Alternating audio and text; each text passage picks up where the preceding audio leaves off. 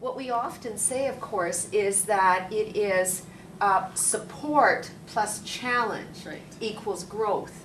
And all teachers at every stage of their development need to have challenges and they need to have support in order to grow.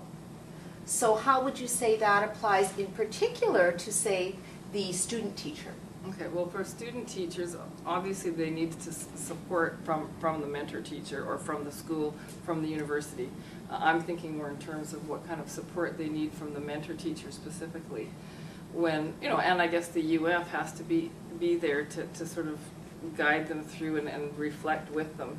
But I think for the mentor teacher, you want to support them and help them get organized and plan and all that kind of thing and discuss classroom management, etc.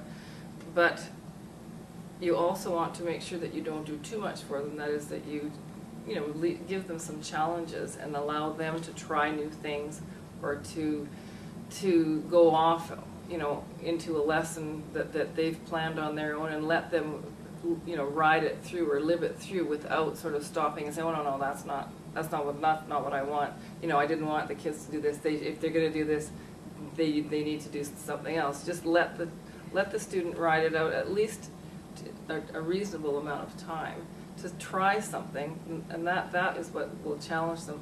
Or ask the student teacher to do something that is even challenging for yourself. Mm-hmm. To try teaching it a certain way or teaching a certain concept to the students and see how they do. On the other hand, you want to challenge the student teacher, and if the student teacher is just doing a fantastic job and they're just really getting along with the students and they really understand the methodology, in that case, you don't want to. The student doesn't want the mentor teacher just to disappear. They still need some guidance. They still need feedback. They want to know, was this the best way I could do it? Was there a better way I could do it? Did you notice what happened over here? Or was that student listening? Or do you think, what else could I have done?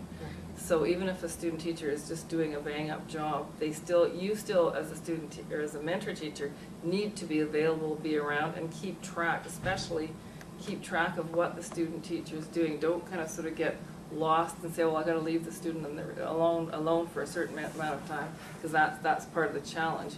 But don't lose track of what exactly is going on with the student. So you don't have to be in the room, but at the end of the day, okay, how did this go? What did you do today? Did you finish this part? Don't just allow us a really, really strong student teacher just to go off on their own because they can. Okay, so I've actually had student teachers say that to me, that, well, I didn't really want to be left alone. I really still needed some feedback, some help, because there's more